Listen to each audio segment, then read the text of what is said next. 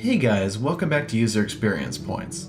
This week we're going to talk about Monster Hunter 3 Ultimate on the Wii U. I've been wanting to talk about Monster Hunter on this show for a while now because it's easily my favorite video game series. My ideal choice would have been Monster Hunter 4, but the barrier to entry when it comes to capturing game footage on the 3DS is a bit much. Even still, being a Wii U exclusive, Monster Hunter 3 Ultimate has some interesting features that I can talk about in terms of its UX design that are only possible using the Wii U's tablet. But first I have to talk about the poor experience in downloading content for this game. Now, I really shouldn't complain because all of this is offered completely free, but that doesn't excuse how completely unintuitive and confusing this menu is. It starts with a series of status screens that you have to acknowledge, and there's no indication on screen of what button you need to press. There's not even a press any button to continue message. After pressing any button or just headbutting the tablet a few times, you're brought to a screen where you choose from 3 different sections. The first section is content previews. Now this is neat because you can go in and see what the upcoming downloadable content is going to be.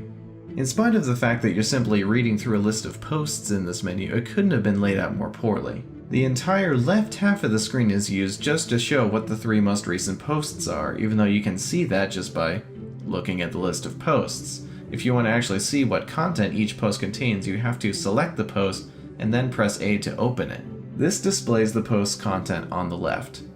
Why on earth can't I just scroll through each of these and see its content on the left? That would be so much more efficient. Continuously selecting posts and then pressing a button to read them is completely unnecessary.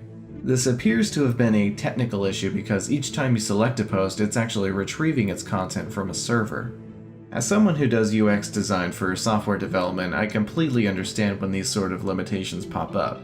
But this sort of result is a perfect example of why development and design need to coexist together. The truth is, design is development. Early communication between these two disciplines can prevent issues like this that pop up way too late for anyone to fix. Moving on, by now you may have noticed another strange thing about this menu. The only on-screen button indication for navigation is exit. Now this exits the entire DLC menu and will take you back to the title screen. In order to go back up a level in this menu, you have to press B. That is nowhere on screen, in any of the menus. That's simply inexcusable.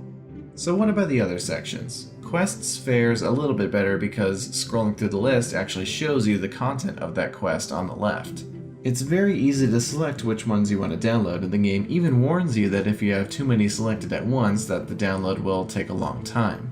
Quests that you've already downloaded are also labeled clearly, though for some reason you can still select them to download again. I have no idea why. And finally we have the extras section, which is easily the worst. Not only does the list of items highlight this menu's incredibly poor color choices that make everything super hard to read, but there is no way to see what you're actually downloading, and your only option is to download everything. I am at a loss for words. Moving on. Alright, that was pretty rough, so next let's talk about something really cool. The majority of your time in Monster Hunter is spent out in the world hunting monsters, and during this part of the game, your interface is 100% customizable.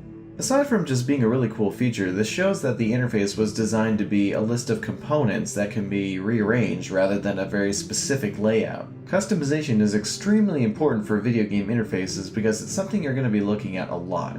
Someone who plays Monster Hunter regularly is not unlike a designer who uses Photoshop all the time. No matter how well they know their way around, there's always going to be a few panels that they want visible by default. Thanks to its unique use of the Wii U's tablet, this game caters to that need perfectly. Rearranging panels is done entirely on the touchscreen using a wheel that you can control on the touchscreen itself or using the D-pad. The most critical parts of the interface, like your health meter, are shown on the TV screen by default, but if you add that panel to the touchscreen, then it's removed from the TV screen. I personally prefer to move the entire interface to the touchscreen so I can enjoy the graphics on my TV. Another really great feature is that you can save up to 3 different preset panel arrangements. That way you can have a multiplayer arrangement that has your team's health on the bottom screen and keeps the kick button handy in case anybody gets paralyzed. And since I'm a kind of a sucker for accessibility features, I think it's super cool that you can arrange the actual position of your touchscreen controls. This allows you to make your touchscreen controls that easier to get to depending on which hand you favor, or if you just want it in the middle. Tapping the same button repeatedly to switch between the positions is a little unintuitive, but I'll let that slide. Overall, I can't praise these customization features enough.